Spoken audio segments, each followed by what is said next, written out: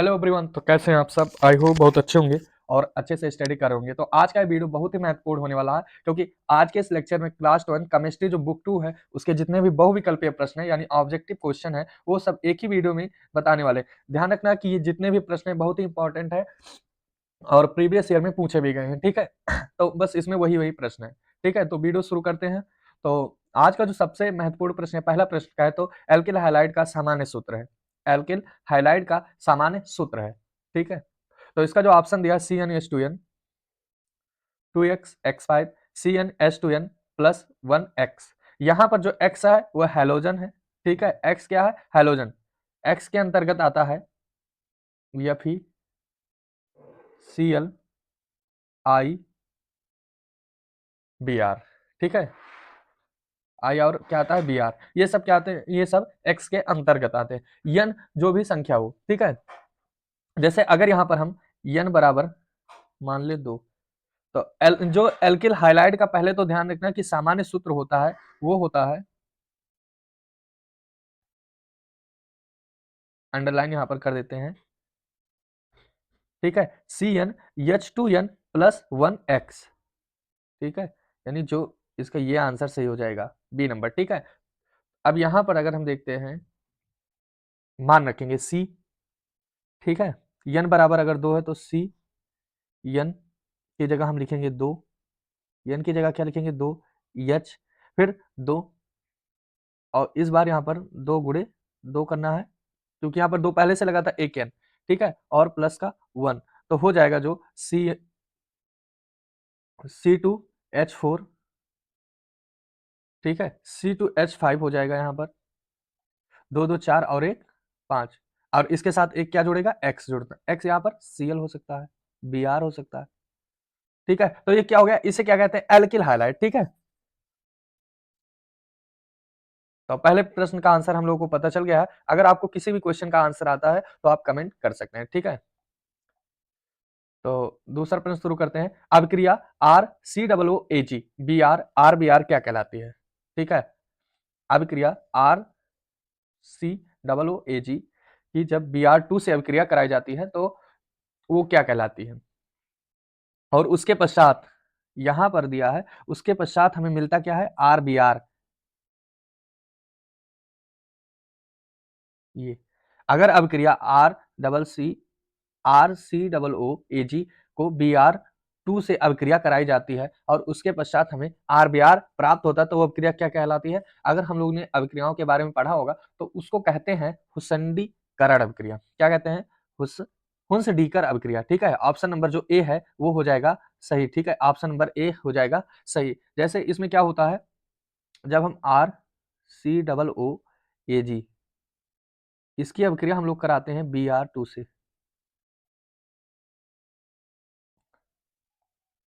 किससे कराते हैं? Br2 से। तो हमें जो प्राप्त होता है वो होता है, एक तो RBr, एक R यहां से निकल जाएगा, एक Br, ठीक है, RBr प्लस CO2, यानी यहाँ पर COO है तो इसको CO2, और एक हो जाता है AgBr, ठीक है। तो ये जो अभिक्रिया होती है ये क्या कहलाती है? हुंसडीकर अभिक्रिया, ठीक है। तो यानी अगर ऐसे आ जाता है, उसके ऑप्शन ये हो जाएंगे सीमेंट अभिक्रिया, जेलेस्की, ऐसे दिए रहेंगे तो आपको अगर पढ़े होंगे हुंसडीकर तो डायरेक्ट पता चल जाएगा कि हमें उत्पाद के रूप में क्या मिलता है? RBr। अगला जो प्रश्न है, परिशोधिका स्प्रिट एल्कोहल होता है।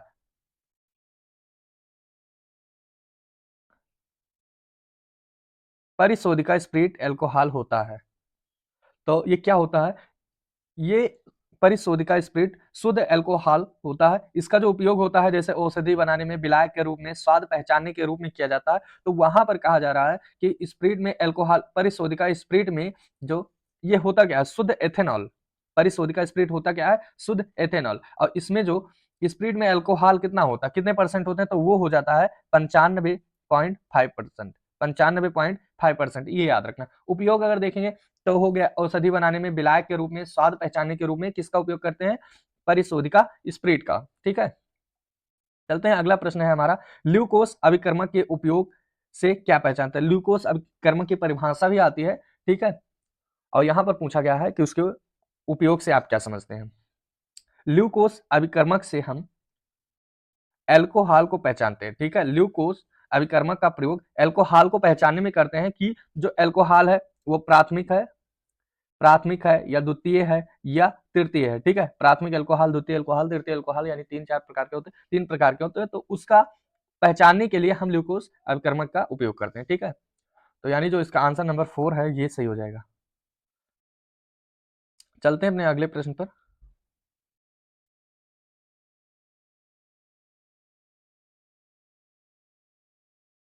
ईथर होते हैं, ईथर जो होता है वो क्या होता है, उदासीन, क्षारीय, अम्लीय या उभयधर्मी। आंसर अगर आता है तो आप कमेंट कर सकते हैं, ठीक है।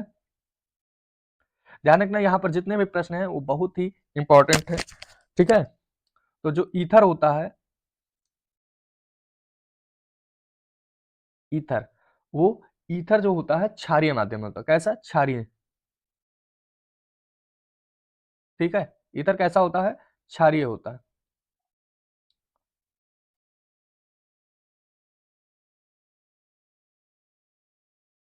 चलिए अगले प्रश्न की तरफ चलते हैं। अगला जो प्रश्न है ये भी रोजेनमुंड अपचयन द्वारा प्राप्त होता है। यहाँ पर जितने भी प्रश्न हैं ज्यादातर तो अभिक्रियाओं से ही आए हैं, ठीक है। रोजेनमुंड अपचयन द्वारा प्राप्त होता है। एल्डिहाइड, ईथर, कार्बोक्सिलिक अम्ल, हाइड्रोकार्बन। रोजेनमुंड अपचयन द्वारा क्या प्राप्त होता है, तो वो होता है एल्डिहाइड। ध्यान रखना क्या प्राप्त होता है, एल्डिहाइड।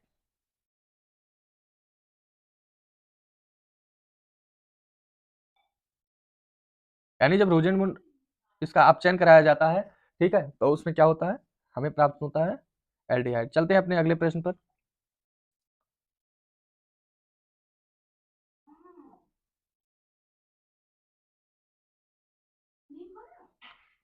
एसिड एल्डिहाइड और एसीटोन में विभेद के उपयुक्त में अभिकर्मक एक प्रयोग होता है, उसका क्या नाम है। हिंसबर्ग अभिकर्मक, ल्यूकोस अभिकर्मक, सिफ अभिकर्मक, इनमें से कोई नहीं। अभिकर्मक बहुत ही जरूरी है हमारे लिए भी और सभी के लिए भी, इसलिए हम जितने भी यहाँ पर अभिकर्मक आते हैं एक बार हेडिंग देखकर और उसको पढ़ेंगे जरूर, ठीक है, कि क्या होता है हिंसबर्ग अभिकर्मक। ल्यूकोस अभिकर्मक बहुत ही इंपॉर्टेंट है।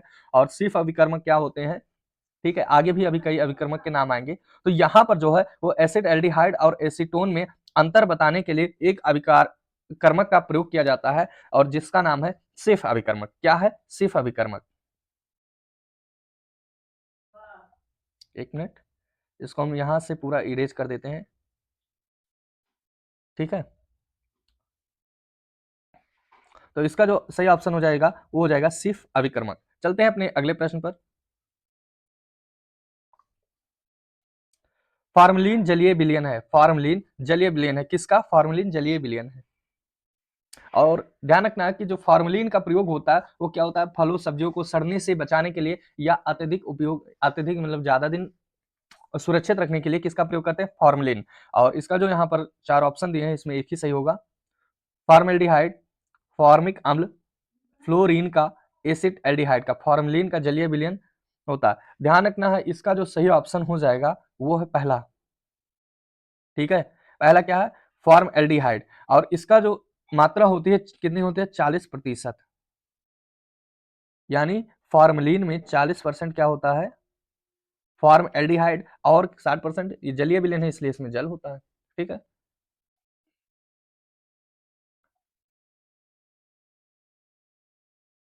तो हमने टोटल 8 प्रश्न देख रहे हैं 9 के बारे में। निम्नलिखित में से कौन सबसे प्रबल अम्ल है, निम्नलिखित में से कौन सबसे प्रबल अम्ल है।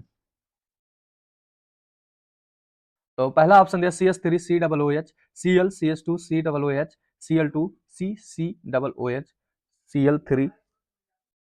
यहाँ पर जो C है 3 बार हो गया, एक कट कर देंगे, ठीक है। Cl3CCOOH। यहाँ पर जिसमें जैसे हाइड्रोजन की संख्या जिसमें अधिक होगी वही क्या होगा, सबसे प्रबल होगा। तो कहाँ पर आपको Cl की संख्या सबसे अधिक दिख रही है, यहाँ पर हाइड्रोजन क्या है, Cl, इसमें तो दिया ही नहीं तो ये पहले ही गलत हो जाएगा। दूसरा इसमें संख्या 1 है, इसमें 2 है, और इसमें हाइड्रोजन की संख्या जो 3 है, ठीक है। तो इसलिए सबसे प्रबल अम्ल भी यही होगा, ठीक है। तो हमारा 9वां प्रश्न भी हो गया है। इसमें क्या हुआ कि सबसे अधिक देखें, Cl की संख्या इसमें सबसे अधिक थी, इसलिए ये सबसे प्रबल हो गया। चलते हैं अपने 10वें प्रश्न पर। कैनिजारो अभिक्रिया प्रदर्शित करती है। यहाँ पर हम आपको पहले ही बताया कि जितने भी प्रश्न आते हैं ज्यादातर तो अभिक्रियाओं से ही पूछे गए हैं। ठीक है, कैनिजारो अभिक्रिया प्रदर्शित करता है बेंजोइक अम्ल, टालुइन, टालुइन, बेंजोएल्डिहाइड, फॉर्मिक अम्ल। तो कैनिजारो अभिक्रिया में क्या होता है, एल्डिहाइड का क्षार से जब अभिक्रिया कराते थे तो उस, ठीक है, तो वो क्या होता था, कैनिजारो अभिक्रिया। ठीक है, एल्डिहाइड का क्षार से अभिक्रिया कराते हैं जब।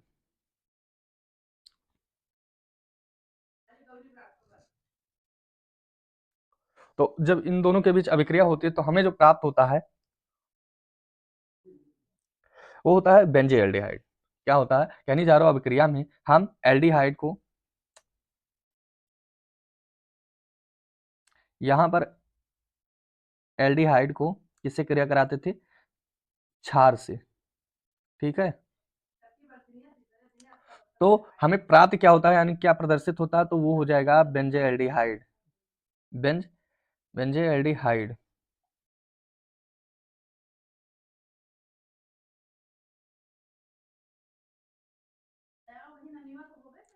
चलिए अगले प्रश्न पर चलते हैं। अगला जो हमारा प्रश्न है 11 नंबर है, अभिक्रिया CH3 सी, एक मिनट यहाँ पर एडो भूल गए थे।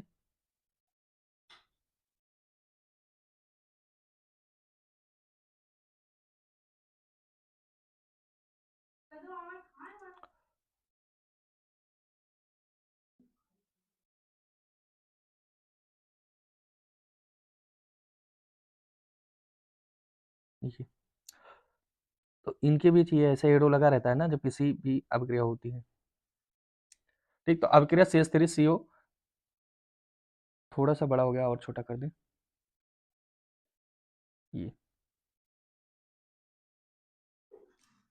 ये ये क्या करते हैं कि अभिकारक को उत्पाद में परिवर्तन जब होता है तब उसके लिए ये तीर का उपयोग करते हैं। ठीक है, तो CH3CO Cl2 को जब H2 की उपस्थिति या हाइड्रोजन की उपस्थिति में, वो PDBaSO4 की उपस्थिति में हाइड्रोजन से क्रिया कराते हैं तो उसमें उत्पाद क्या बनता है, CH3COCl।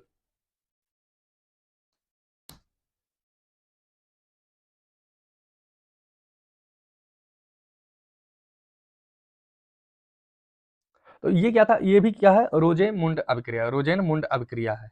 ये क्या है, रोजेन-मुंड अभिक्रिया। और उसको अगर हम एक बार क्रिया करा के दिखाते हैं, जैसे इसमें क्या होता है, ये दिया CH3COCl, और इसकी जो हाइड्रोजन से क्रिया कराते हैं तो एक बनता है हमारा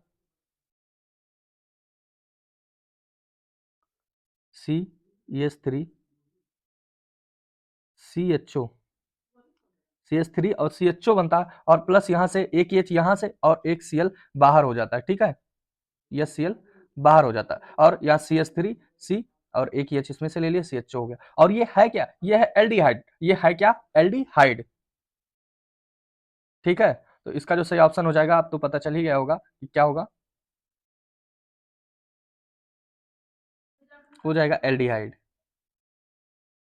ठीक है, ये उसका मतलब क्या कहते हैं, ये उत्पाद इतना बनता है अभिक्रिया में, ये भी ध्यान रखना है। यानी यहां से हम रोजेन-मुंड अभिक्रिया भी सीख चुके हैं।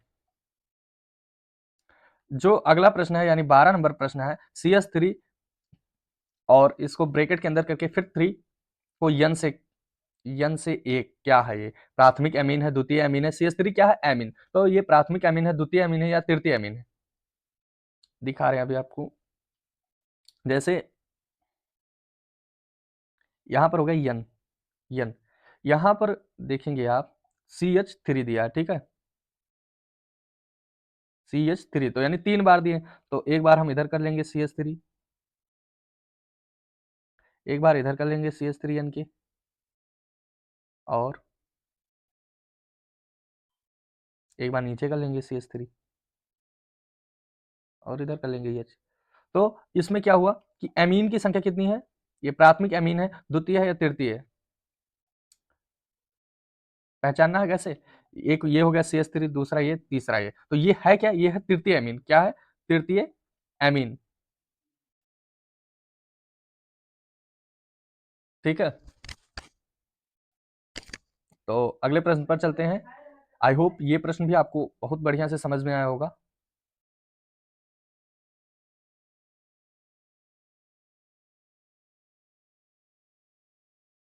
अगला प्रश्न जो है 13 नंबर है।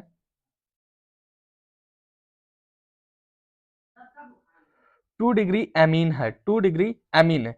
एमीन 2 डिग्री, यानी यहां पर जो आर की संख्या होनी चाहिए वो कितनी होनी चाहिए? 2। आर की संख्या यहां पर कितनी होनी चाहिए? 2। तो आर की संख्या यहां पर 2 कितनी है? यहां पर तो है ही नहीं, तो ये पहले ही गलत हो जाएगा। इसमें आर की संख्या कितनी है? 1 है। इसमें कितनी? 1 है। और यहां पर अगर देखेंगे तो इसमें कितनी है? 1 और 2, और इसमें हो जाएगी 3, तो यानी ये तो गलत हो जाएगा। और हमें यहाँ पर 2 डिग्री एमीन पूछा, तो यानी इसका जो थर्ड नंबर ऑप्शन है ये हो जाएगा सही। ठीक है, अगर थर्ड डिग्री आ जाता तब तो ये सही था, फर्स्ट डिग्री तो ये सेकंड नंबर सही था, तो इसलिए यहाँ पर जो सही हो जाएगा वो हमारा सेकंड नंबर ही सही है। ठीक है,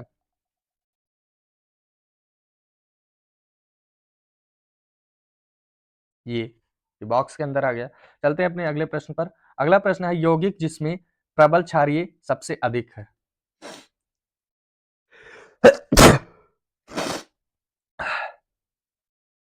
वह यौगिक जिसमें प्रबल क्षारीय सबसे अधिक है, CH3 2NH।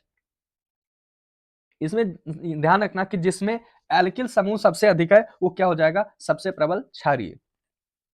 तो यहां पर एल्किल की संख्या कितनी है? CH3 2, यहां पर कितनी हो गई? यानी 4।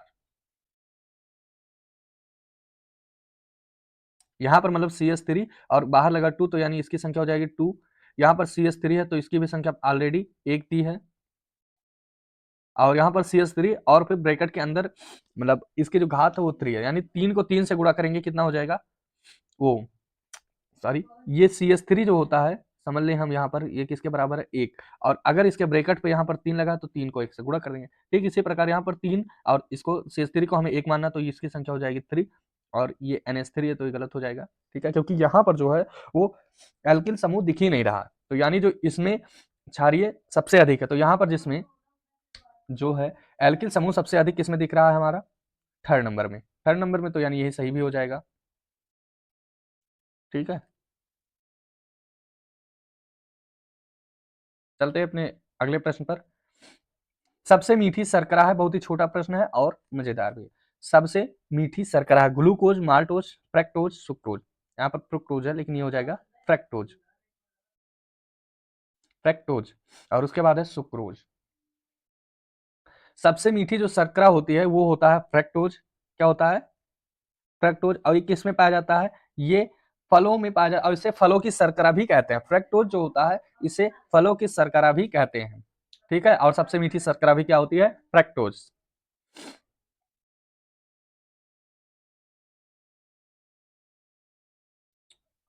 दूध में शर्करा होती है, दूध में शर्करा। तो अगर हम ध्यान रखेंगे कि जो दूध में लैक्टिक एसिड पाया जाता है। दूध में क्या पाया जाता है? Lactic acid.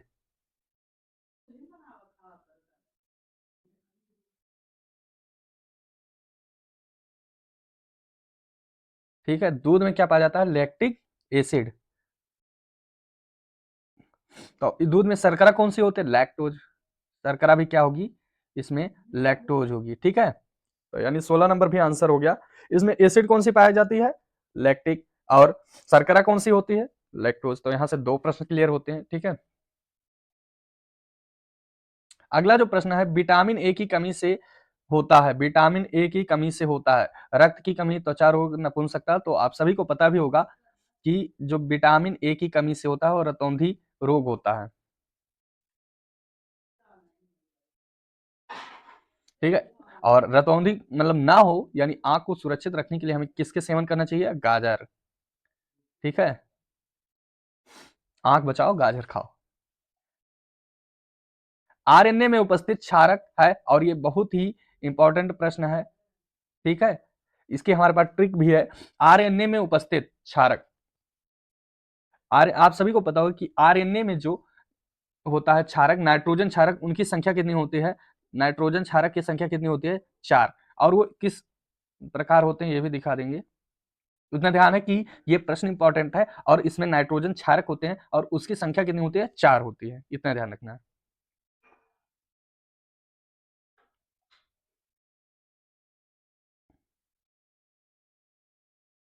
अब यहाँ पर हम आपको बताएंगे कि वो किस पर, अगर वो आरएनए है, ठीक है,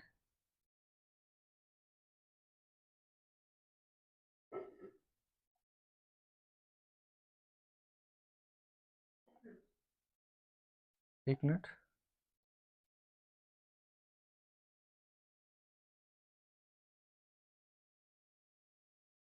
अगर आरएनए है, ठीक है, तो उसकी हमें ट्रिक याद करना कि जी ए जी सी यू, AGCU, यहाँ पर ए है एडनिन, जी है गवानिन, सी है साइटोसिन, और जो यू है वो हो जाएगा यूरेसिल। यू क्या हो जाएगा? यूरेसिल। और अगर आरएनए ना होकर यहाँ पर आ जाता डीएनए, ठीक है, डीएनए,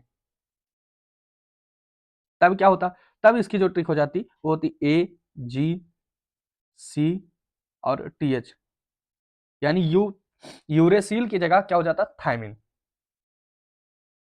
तो यहां पर जो आरएनए से क्या मैच कर रहा है? ए यानी एडनिन, गवानिन, पहले से मिलाएंगे, यहाँ पर एडनिन है, गवानिन है, सी से साइटोसिन है, और यू यानी यूरेसिल नहीं, तो पहला गलत हो जाएगा। दूसरा है गवानिन, ये पहले ही गलत हो जाएगा क्योंकि यहाँ पर हमें शुरू किसे करना है? एडनिन, तो एडनिन यहाँ पर फिर चौथे में आता है, एडनिन, गवानिन, साइटोसिन और ये यूरेसिल।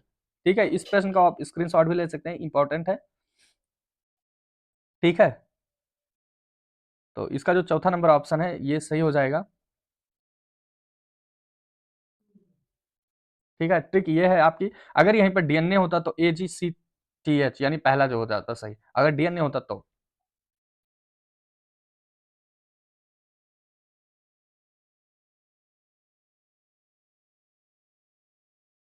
चलते अपने अगले प्रश्न पर। अगला जो 19 नंबर प्रश्न है, निम्नलिखित में मोनोसेकेराइट है, निम्नलिखित में मोनोसेकेराइट है, माल्टोज, फ्रक्टोज, स्टार्च, सेलुलोज, निम्नलिखित में मोनोसेकेराइट है।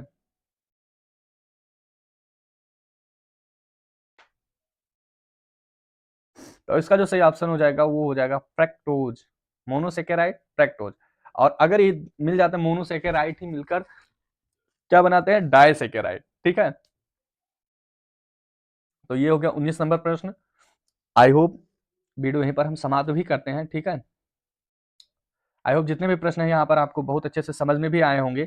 ठीक है, तो आप सभी को दिल से धन्यवाद जो वीडियो के एंड तक बने रहे। ठीक है, और उन्हीं को मतलब धन्यवाद है जो वीडियो को यहाँ तक देखें, क्योंकि बीच में अगर प्रश्न को स्किप कर दे तो कोई मतलब ही नहीं है। ठीक है, और अब वीडियो को बीच में हमने कहीं नहीं कहा कि लाइक करना, शेयर या सब्सक्राइब करना है। लास्ट में अगर मन करता है तो लाइक, शेयर और कमेंट जरूर करिएगा कि वीडियो कैसा आया, और किसी भी प्रश्न में कोई भी त्रुटि रही हो तो वो भी आप कमेंट कर दीजिएगा। ठीक है, तो धन्यवाद, मिलते हैं किसी अगले वीडियो में नए लेक्चर के साथ। Bye bye.